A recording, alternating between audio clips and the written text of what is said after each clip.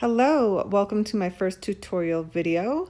This is the Shop of Magical Curiosities. Right now I'm going to teach you how to make magic wands with beads affixed on top.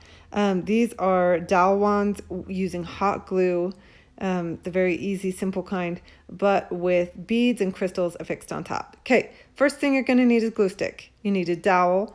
I like to use ones a little bit larger, like 1/4 inch. That's what my medium ones are there. The skinny ones are 3/16 and they are not as good. Obviously a glue gun. I like to use floral wire because it's pretty thick, then some floral pliers to cut them. A jar to stick them in to dry, and here's some beads. Just choose which kind of beads you want to do. I like to do large ones, maybe the teardrop shaped ones, because they have the holes affixed at the bottom.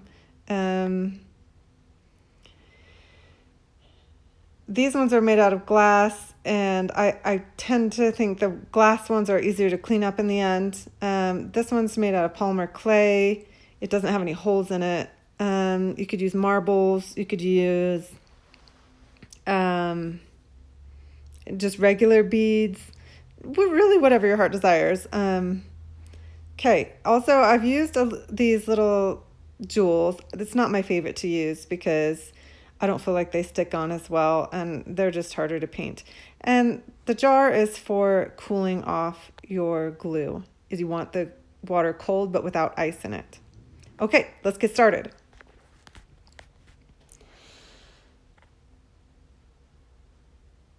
So first thing you're going to do is take some wire.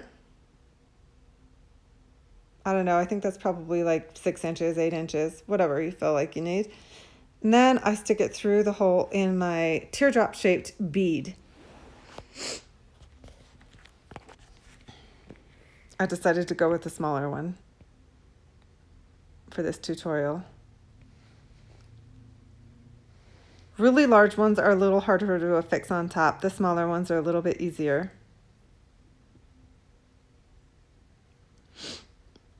So go ahead and stick it on top. Put the wire through the bead. Wrap it around.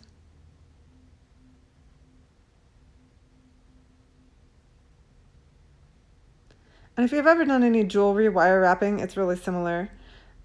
You want to wrap, see how it's dangly? You want to wrap the top bit up there so that it won't be flopping around. You want it as fixed as strongly as you can before you start gluing. The glue will help keep it strong too, but you want the wire so that it's doubly strong because you can't just rely on just glue to keep it in. Okay, so go ahead and take your glue stick now, and don't mind how hairy my glue gun is. It's disgusting because I've been making monster books, which are obviously furry. But yeah, take your glue gun and you just start putting glue all over the base of it.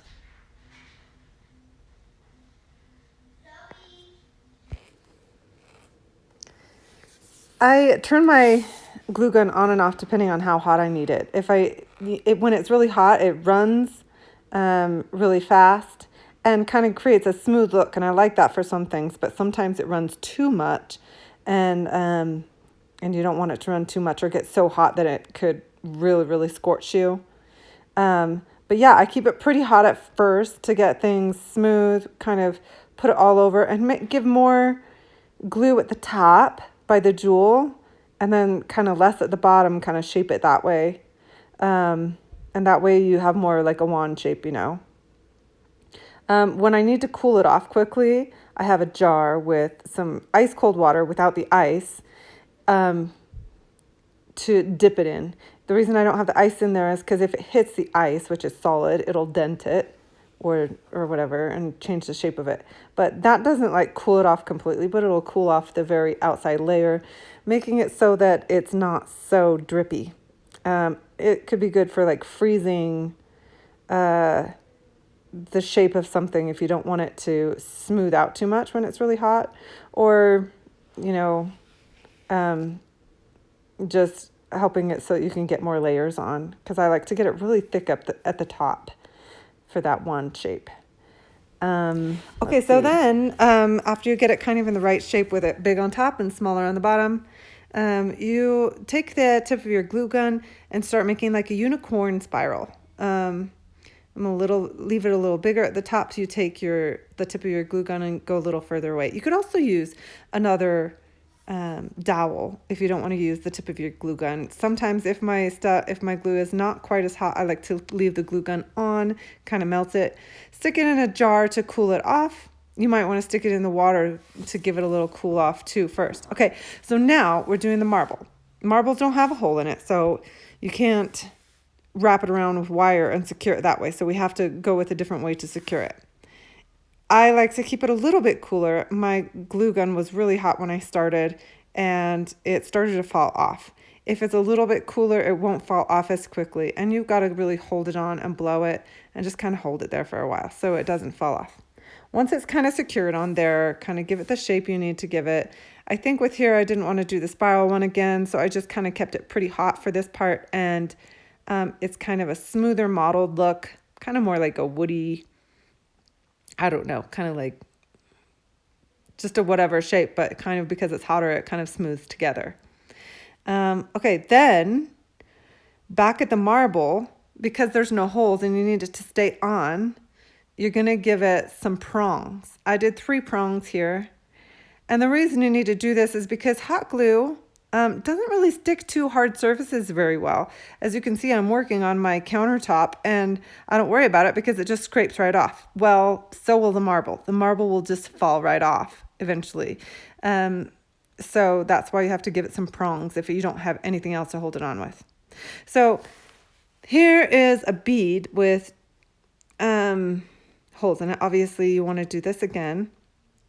And then you're just like with the other one, except for that you're not going to have as much of the bead showing because the hole is right through the middle. There's 2 ways that you can put the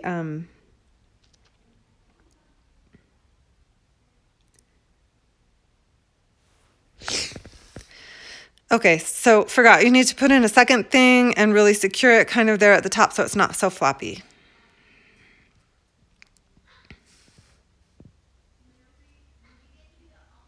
See, now it's more secure. Go ahead and get your glue. Get started putting it around. Okay, when you have a bead, you either need to go all the way up in a circle around the level where the holes are, or you can just do it right where the holes are, so it's kind of like 2-pronged, kind of like a U shape around the 2 prongs, and that shows more of the bead. Here I did just level around and it just shows half the bead. And then for the design of the glue, I kind of made the shape of it, let it dry a little bit, and then I'm taking really hot glue, pushing it out really fast, and making it just really stringy and putting it randomly all over. This is a great way to do it if you just want to do it fast, dirty. You don't have to have a lot of control. When you want it to cool off instead of smooth out too much, you just put it right into your ice water, and it will freeze where it is if you keep it in there for a little while. Okay, so here I'm doing a crystal cluster. It's not real crystals. They are glass beads, again, just like the rest of them. And I'm kind of just clustering them into a thing to make them look like a crystal cluster. But you want to do just like the very first one I showed you. You take kind of your medium crystal and you fix it on the top with the wire. And then after that, you can't really see very well because I kept going out of screen. I'm just not used to doing things on a screen, and I had to look at it really closely. So you don't see it a lot, so I'll explain here. I take the wire and I stick every other size, like medium, small, onto the wire and wrap it around the main one. So there's just a bunch of crystal clusters all around. They're not perfectly even or anything. They're just kind of wrapped around and then secured with the wire and the glue.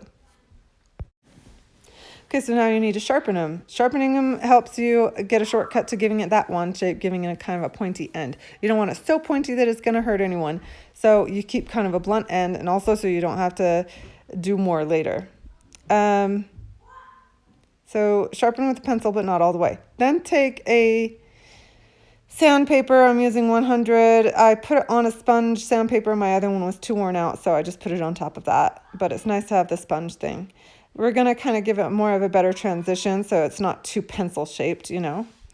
And then after that, you want to blunt the end because mine was over sharpened. It kind of takes a little extra work if you over sharpen, so don't do that.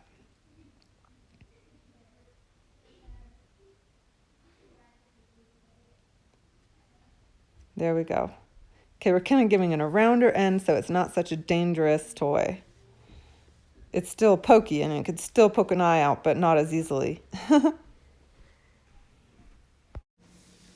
So you want to do a base coat of something dark. I have a black brown. I think it's best to use a spray paint because it adheres really well and it gives a really good coverage compared to just using paintbrush and acrylic paint for your base coat. I used this cardboard to cover up the jewels and the beads so that I could just do a main really good spray of spray paint here in my garage. Make sure that your spray paint is something that bonds to plastic as well as wood, since you have both.